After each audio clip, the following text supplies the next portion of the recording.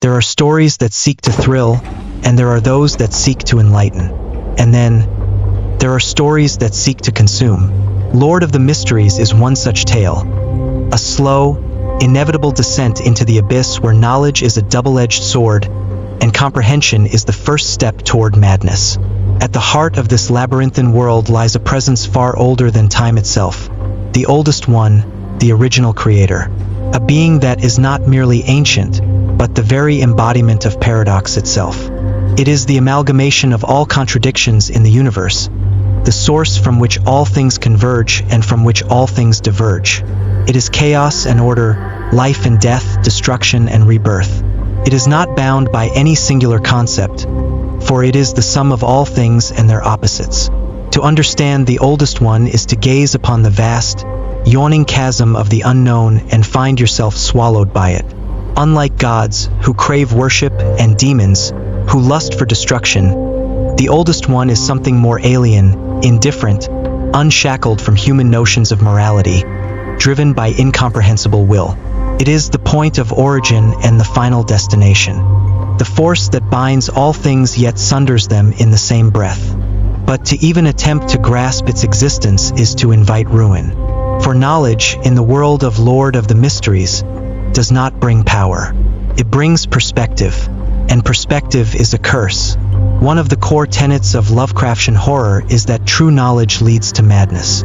It is not simply fear of the unknown, but fear of what happens when the unknown becomes known. The characters of Lord of the Mysteries experience this firsthand. They seek, they study, they pry open the doors to the beyond. And in doing so, they invite something else to peer back. Consider the sequences, the intricate paths of ascension that transform mortals into something else. Each step is a sacrifice, a stripping away of what it means to be human. Sanity, identity, self.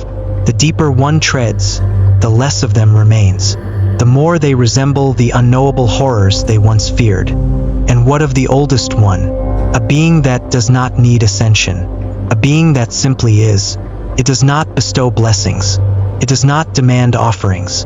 It remains a shadow over history, a presence in the fabric of reality itself.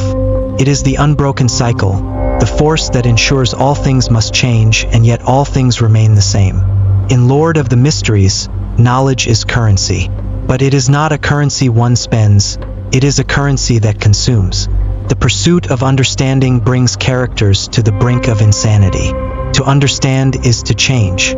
To comprehend is to unravel. It is here that the essence of Lovecraftian horror truly takes hold. Not in grotesque monstrosities or abominable rites, though those exist in plenty, but in the sheer, suffocating realization that reality is a thin veneer stretched over a vast, writhing abyss. And the oldest one? It is not bound by this veil. It is the force that dictates that all paths lead back to the same source, that every diverging road is merely another step towards inevitable convergence. The fear of the unknown is the most ancient of all terrors. It is the primal instinct that kept early humanity huddled around fires, fearing the vast, unknowable night. It is the terror of realizing that we are insignificant, that our understanding is a speck against the vast, indifferent cosmos. And in Lord of the Mysteries, this fear is made manifest. The original creator, the oldest one, is the origin of all things and yet the final, insurmountable contradiction. Its existence defies reason, and yet reason itself is born from its will. It is neither a god nor a demon, but something far more terrifying, the inexorable truth behind all things. And yet, the oldest one does not merely watch and wait. He diverges, embedding his essence within the deities of the 22 pathways who ascend above sequence 0. Such as the ancient sun god. The longer he remains scattered, the weaker his will becomes. This will, the great barrier surrounding Earth, is slowly dissipating. And when it vanishes completely, it will usher in the apocalypse. The outer gods will descend, reclaiming their saffrots and authorities. The world as it is known will be no more. But even then, the oldest one's spirit will not be lost. It will remain, silent, patient, eternal, awaiting the inevitable moment of convergence. Because in the end, all things must return to the source. There is a reason knowledge is forbidden. There is a reason some truths remain veiled. In the end, it is not the monstrous entities that drive one to despair.